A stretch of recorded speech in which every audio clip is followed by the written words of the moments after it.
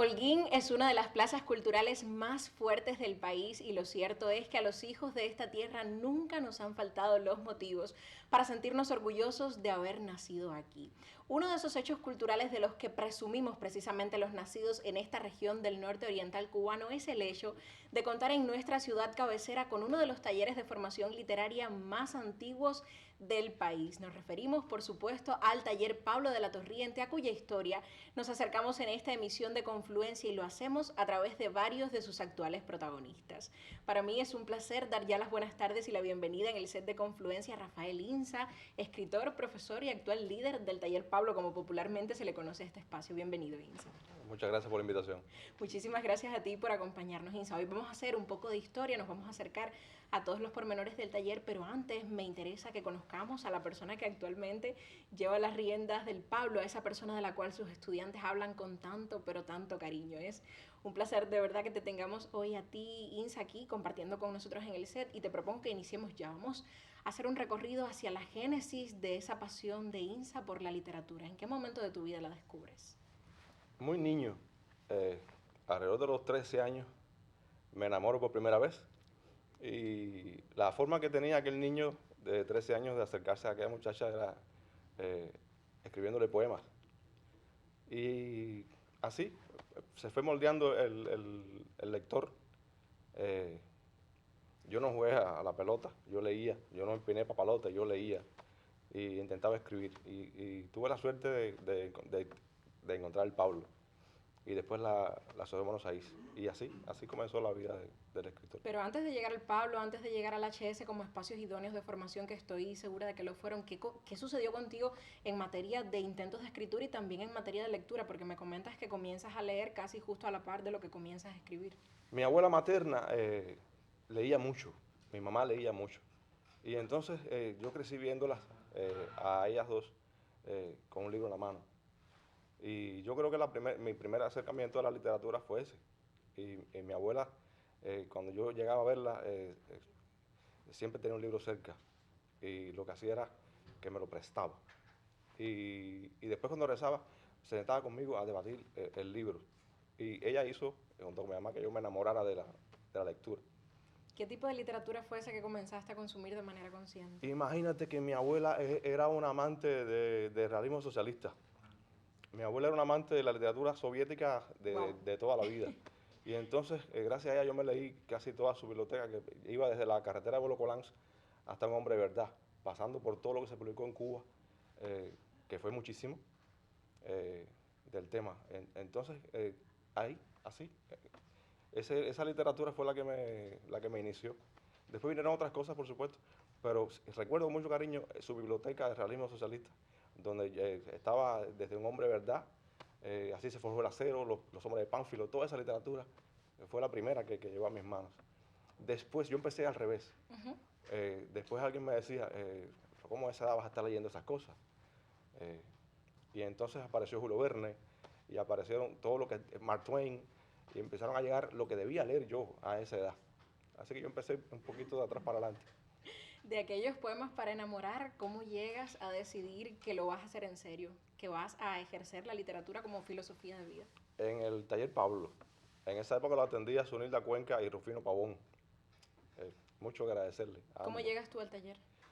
Llego al taller por un amigo que ya sabía que yo hacía mis pininos en la literatura y me dice, ¿sabes que hay un lugar en el patio del Museo del Mayor General donde se reúne un grupo de escritores todos los fines de semana? Y me llevó un día con 13 años, era un muchachito, y ahí me quedé con Sonilda. Y yo comencé escribiendo poesía, como te decía, y ella tenía esa visión de cuando ves que uno llegaba y no era el camino, te decía, por favor, quémalo, tíralo al río.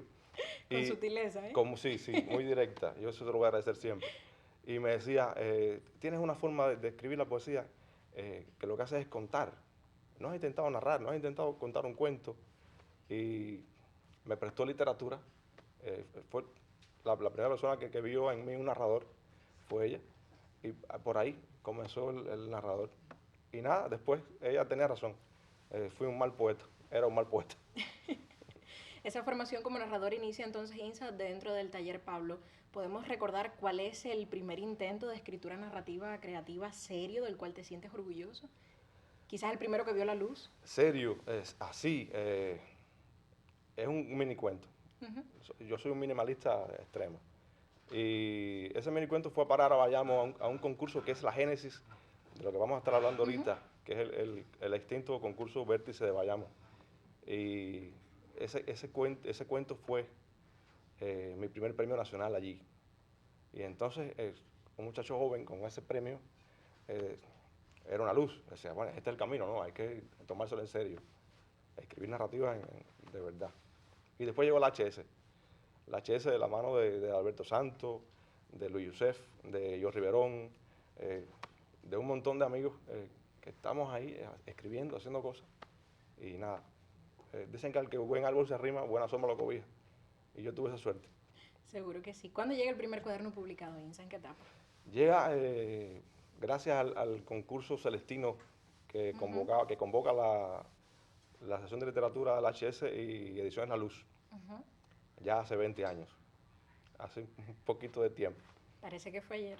Top Fiction, un libro que yo hoy quisiera, no sé, rehacer, rearmar, pero del que estoy muy orgulloso. Seguro que sí. Hay una experiencia de la que me gustaría que conversemos un poco, Insa, y me estoy refiriendo a tu paso por el Centro Nacional de Formación Literaria Onelio Jorge Cardoso, por ese taller de técnicas narrativas que yo creo que ha marcado de manera muy especial a todo el que ha pasado por las aulas del Onelio. A veces bromeamos entre colegas diciendo que ustedes, los onelianos, son una especie de secta que se Sí, mantiene unida aún luego de salir somos del una Onelio. familia. Cuéntame sobre la experiencia. Holguín tiene el récord nacional Así es. de miembros en el Onelio. Eh, eh, se convoca todos los años, uno envía su carpeta con obras, su currículum y queda o no antes. Era muy común que Holguín llevara 11 escritores al Onelio, 7, 8, 6. Actualmente se está dando solamente una beca, este año no quedó ningún holguinero. Eh, en mi año, imagínate, pasar al Onelio con escritores como Rubén Rodríguez, Wow. eh, Que ya tenía mucha obra hecha que antes ya de llegar tenía al incluso Onelio. su premio de la ciudad, Exactamente. con Majano para el Caballo, y estar ahí, conocer a Eras León, estar en su aula, a Ivonne Galeano, a la que le agradecemos todos muchísimo, Una persona maravillosa. y salir del Onelio con una caja de herramientas, porque es lo que decía Eras, acá todos somos escritores, lo que no sabemos es cómo lo hacemos, y estamos aquí para darle las herramientas. Y fue una experiencia maravillosa. Yo le insisto mucho a mis muchachos que por favor que lo intenten todos los años, porque una vez que pasa el Onelio, eres escritor de verdad, o mejor persona, o mejor lector, o mejor crítico. No es una escuela de escritores, como dicen muchos, pero Eras León decía, yo lo que quiero es que salgan siendo mejores personas, si no mejores escritores o mejores lectores, pero mejores personas sí. Justo esto te iba a apuntar ahora, recuerdo a Eras León siempre pues enfatizando en esto, en que no se formaban en el Onelio solamente escritores, sino personas con una visión mucho más amplia y más leve de la vida. Y creo que otro de los méritos del Onelio, Insa, quizás estás de acuerdo conmigo en esto, es la cantidad de profesores de literatura que ha formado. No puedo evitar contarte entre ellos. Estoy segura de que quizás fue durante tu paso por el Onelio donde despertó quizás también el bichito de enseñar lo que habías aprendido allí. Viene un poquito antes, ¿Así? porque en el Pablo, bajo la tutela de Marlene Londres, que es una persona excepcional y una maestra, una profesora de raíz, eh, ya yo tenía esa intención, ¿no? De llegar ahí. Yo quiero estar un día en el lugar donde está ella, quiero hacerlo así como lo hace ella, eh, quiero sentirme orgulloso del trabajo que hago. Y el Onelio, por supuesto, me dio las herramientas. La forma en que uno llega al Onelio y se desarrollan las clases allí, Ujú. eh, te enamoran, te enamoran de lo que estás haciendo. Y sí, cómo no, me sirvió de mucho, sobre todo porque trato de llevarle a mis muchachos en el taller lo que aprendí allí. Porque llegas al Onelio sin saber que escribes, por ejemplo, la técnica de la caja china. Lo haces empíricamente, lo estás haciendo porque lo leíste, pero no sabes que se llama así. O usas el principio del iceberg y no sabes que se llama así. Ni que Hemingway fue uno de los grandes en usarlo. Usas el diálogo telescópico, pero no sabes que se llama así. Ni sabes cómo surgió, ni dónde, ni la historia. Y entonces el Onelio te da todos esos tips y te enseña muchísimo, Te provee de rudimentos que creo que te van a acompañar a fin de cuentas en el resto de tu vida creativa, todo ¿verdad? el tiempo. Lo decía, no es una escuela de escritores. De hecho, de Leonelio salieron muchachos que jamás volvieron a escribir. Pero son muy buenos a la hora de hacer una crítica. Exacto. Eh, Que son lectores mucho más audaces. sí. Que consumen Sí. con conciencia la literatura. ¿Cómo no? Mucho transcurrió, Insa, desde esa etapa de formación que tuviste dentro del Pablo, desde la etapa de formación en el Leonelio, que acabamos de conversar ampliamente sobre ella. Me interesa saber, tanta obra publicada después, que es muy vasta realmente la que has hecho, tantos certámenes conquistados, sí que sí, seguro que sí, que son muy meritorios. ¿Cómo llegas a liderar ese taller del que un día egresaste y que ha formado a tantas generaciones de escritores holguineros? Bueno, yo solo tengo 3 libros publicados. Y uno por edición Holguín y uno que debe ver la luz dentro de muy poco en México, en La Ría Oscura. Es decir, es muy pocos libros. Ronel tiene 54, por favor. Pero la obra no se cuenta solo por cuadernos publicados, ¿eh? Ah, no, sí, son muchos años escribiendo. Seguro Es un que colchón sí. bastante amplio. Ojalá en algún momento se pueda publicar todo. Ojalá. Entonces, llego al Pablo por un amigo, Joselín Pupo, que es el actual jefe del Departamento de Literatura de la Casa de Cultura. Y tenía el cupo de un profesor allá. Y él sabía de mi intención de en algún momento entrar. Y me llama y me dice, estamos acá, necesitamos un profesor y quiero que estés acá con nosotros. Y yo recuerdo que le ponía 2 condiciones. Una, el Pablo, que en ese momento lo atendía él y del cual se tuvo que desprender, y que me diera total libertad de creación, que yo pudiera sentirme libre para crear. Así llego al Pablo hace casi 2 años, ya que estoy frente al Pablo y nada, me siento ahí muy bien, porque me siento muy útil, porque veo el resultado de lo que estamos haciendo. Liderar un taller de tanto prestigio como este, Insa, del que yo, insisto, lo mencionaba hace unos minutos, han egresado tantos escritores holguineros. Tú me comentabas en conversaciones previas al programa que pasaron por el Pablo Lourdes González, Delfín Prats, nuestro Premio Nacional de Literatura. Te decía entonces, liderar un taller de tanto prestigio, imagino que ha sido retador. ¿Cómo has asumido la experiencia y 2 años después, haciendo un poco de retrospectiva, qué tal crees que te ha ido? Creo que me ha ido bien y yo estoy muy contento. De hecho, mis compañeros lo saben, yo me siento muy orgulloso de ser uno más en el Pablo. El año pasado tuve la suerte de que la única beca Onelio que obtuvo Holguín salió del Pablo. El año pasado una de mis muchachas creció de la Asociación Buenos Aires y obtuvo su primer premio nacional. Qué bien.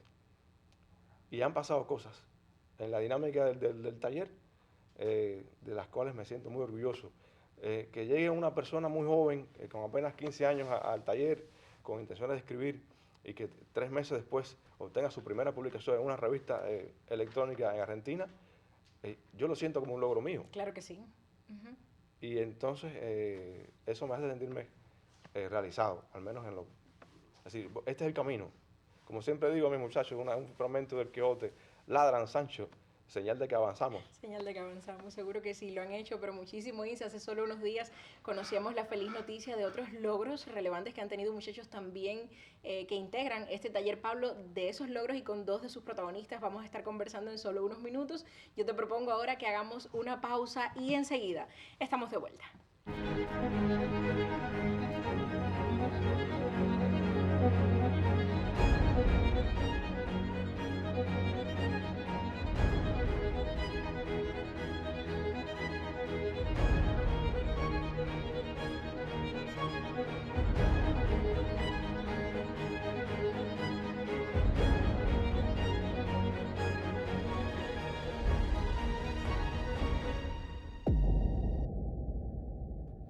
Hacemos un apartado en esta emisión de Confluencia para disfrutar de uno de los segmentos más gustados de nuestro espacio. Me refiero a las curiosidades culturales que hoy dedicamos a conocer sobre una importante celebración relativa al mundo del séptimo arte que tenemos este fin de semana. Vamos a disfrutarlo.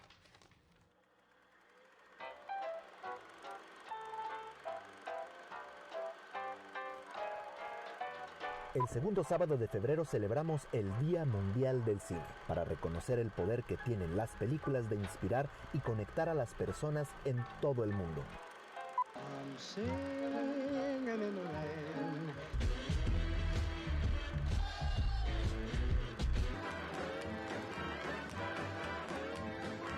Con la frase luces, cámara, acción. La magia del cine nos brinda una experiencia transformadora y personal. Cada película es una lección aprendida, una inspiración y una emoción que penetra hasta la última fibra de nuestro ser. La Academia de Artes y Ciencias Cinematográficas estableció el Día Mundial del Cine para que los cinéfilos de todo el mundo celebren sus películas favoritas. La primera conmemoración de esta efeméride se llevó a cabo en la entrega número 92 de los premios Oscar en el año 2020. Conocido como el séptimo arte, el cine es toda una experiencia que se debe vivir y sentir. Te hace reír, te hace llorar, te hace enamorarte, soñar despierto. La travesía solo puede estar completa junto a un gran combo de palomitas, nachos y refresco. El cine no es un arte que filma la vida. El cine está entre el arte y la vida. Este día se trata de que veas y disfrutes las películas que a ti te gustan, que más disfrutas y que puedes ver una y otra vez. A todos los cinéfilos, Juanes les desea un feliz Día Mundial del Cine.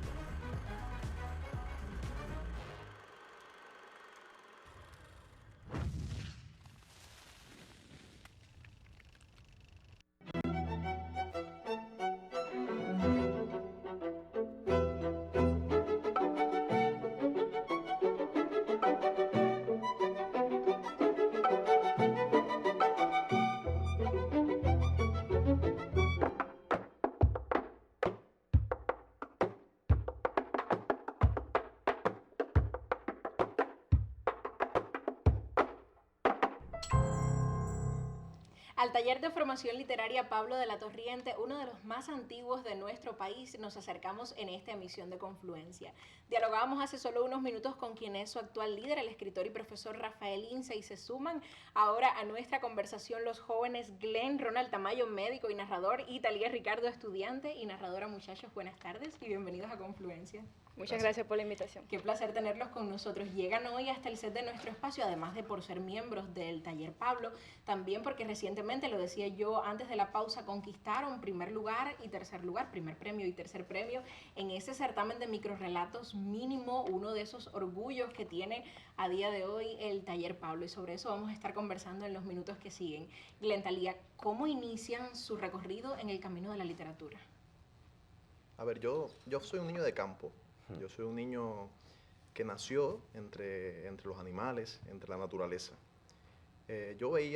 Soy freirense, vivo en un lugar que se llama el Valle de Santa Rosa. De ahí nací y luego vine para acá. Ahí veía a mi mamá escribir poesía a su forma, muy empírico, para liberarse de los golpes de la vida. Ya después de niño, imagínate, todo ese conglomerado de historias que trae consigo el mismo campo, los tíos, las abuelas contando historias. Llega un momento en el que necesitas transmitir esas historias. Ya en la secundaria, en el pre, se van formando un poco tu personalidad.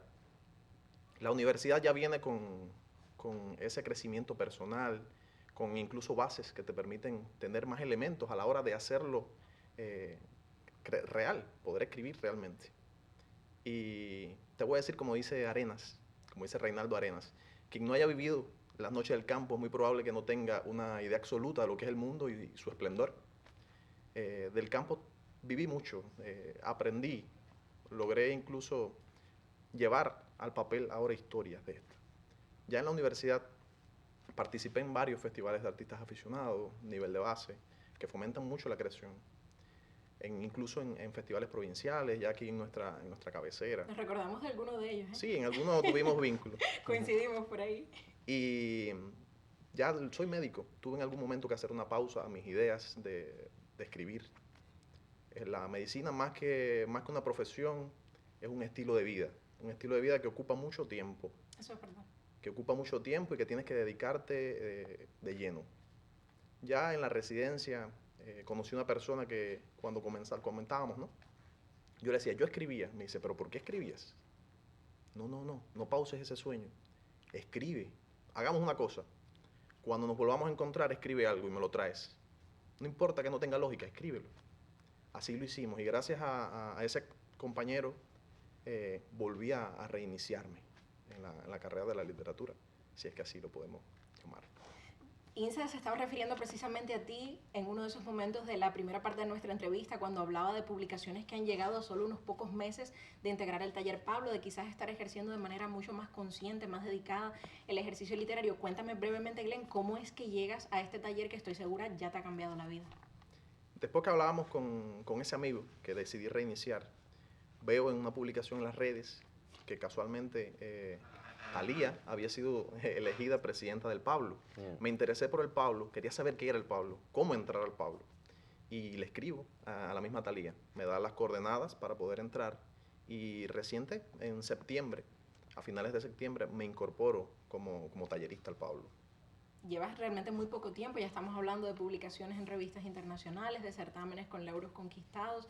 Esto viene a reafirmar esto que nos contaba Insa precisamente sobre el impacto real que tiene el taller en cada uno de sus miembros. Thalía, cuéntanos ahora tú cómo llegas a la literatura y cómo al taller Pablo. Mi recorrido por la literatura, digamos que empezó un poco tarde, al menos para mi gusto, ¿no? Yo llegué a la literatura con 15 años y aunque en mi casa siempre hubo libros y siempre se inculcó la necesidad del estudio, nunca fui una persona a la que le gustara leer, a la que le llamara la atención la literatura. De hecho, yo llego a la literatura precisamente para poder demostrar, para tener argumentos de que la literatura era una porquería, que no valía, no valía como arte. Tu intención era hacer ejercicio de la crítica literaria. Exacto, y aquí me ves. Al final la literatura me ganó la batalla, como es obvio, y aquí estoy. Estás escribiendo y me han contado por ahí, Thalía, que esa pasión por el ejercicio crítico no la has dejado de lado, ¿eh? No, sigo siendo muy crítica. Me gustaría que me contaran, Thalía, Glenn, estamos hablando de ese ejercicio crítico que lo refiero, sé que lo hacen dentro de los encuentros que tienen como parte del taller Pablo. ¿Qué más sucede en esos encuentros del taller? ¿Cómo viven la dinámica de conjunto en el grupo? Es una familia, como dice el profe Insa. El taller Pablo es una familia disfuncional, pero es una familia. Nosotros estamos muy vinculados. Hay personas tan jóvenes y no tan jóvenes. Hay niños de 13, 14 hasta 16 años y hay personas de 70 y 80 Wow. también. O sea, hay un vínculo ahí generacional que a veces se hace un poco complejo poder aunar todas las ideas. Pero es rico, es muy, muy, muy, muy bueno. Llega el momento en el que cuando se hace un ejercicio creativo, todos se participan, nos damos mochas, cimitarra, machete y katana, y se va aprendiendo. Casi siempre el profe nos guía con algún ejercicio a desarrollar, que ya luego en el taller vamos viendo los detalles y fluye. ¿Cómo has asumido, Thalía, esa presidencia que tienes dentro del taller, de ser la mano derecha de Insa, un poco, por así decirlo, ¿verdad? De compartir con tus compañeros y guiarlos. Para mí ha sido un orgullo.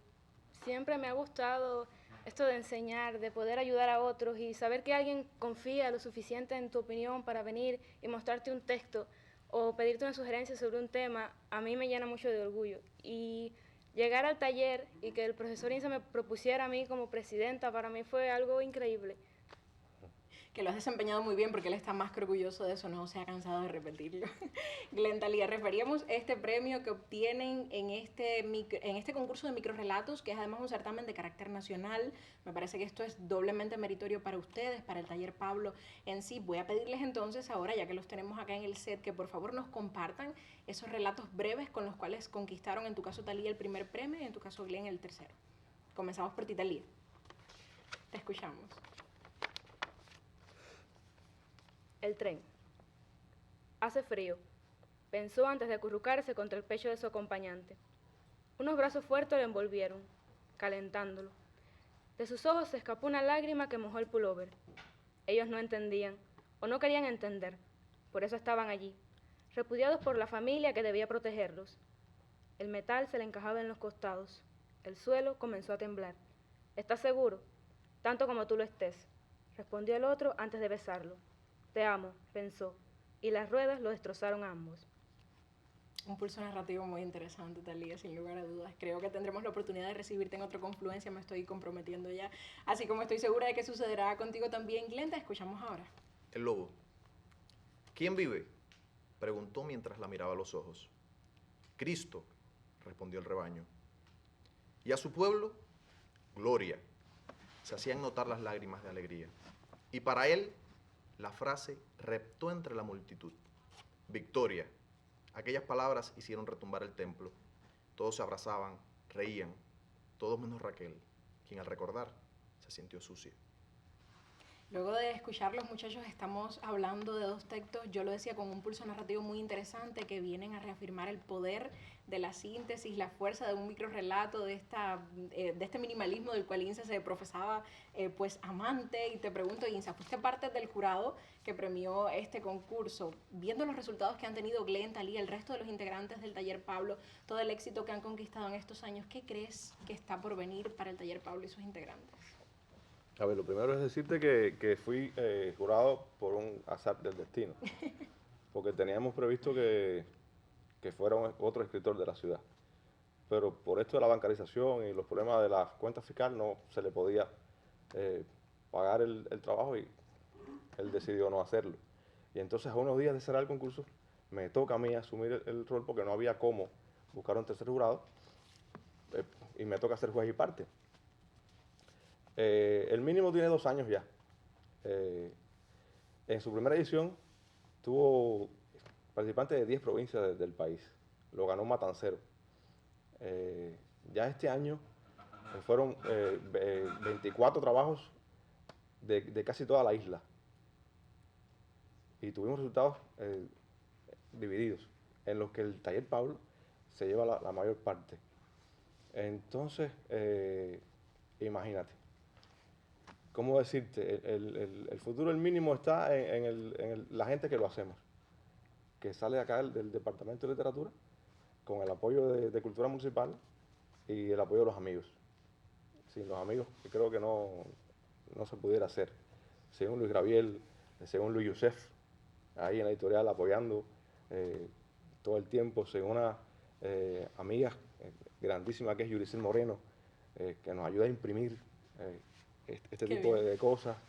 Y entonces, mientras esa hermandad entre los talleristas y los amigos exista, creo que va a haber mínimo por mucho tiempo. Y habrá Taller Pablo también por mucho tiempo. Y habrá Taller Pablo por mucho tiempo. Los logros que han tenido son más que meritorios, un motivo más, como lo decía al inicio del programa, para enorgullecernos todos los que somos hijos de esta provincia del norte oriental cubano. Que sigan los éxitos entonces, Glenn, Thalía, Insa, que sigan tanto en la vida personal como en la profesional, que se siga hablando del Taller Pablo y que tengamos la oportunidad de recibirlos próximamente una vez más en Confluencia. Yo los despido solo por hoy, nos despedimos también de ustedes, pero solo hasta el próximo viernes. Regresaremos a partir de las 4:30 de la tarde por la señal de Telecristal. Hasta entonces, que la dicha y el arte siempre nos acompañen.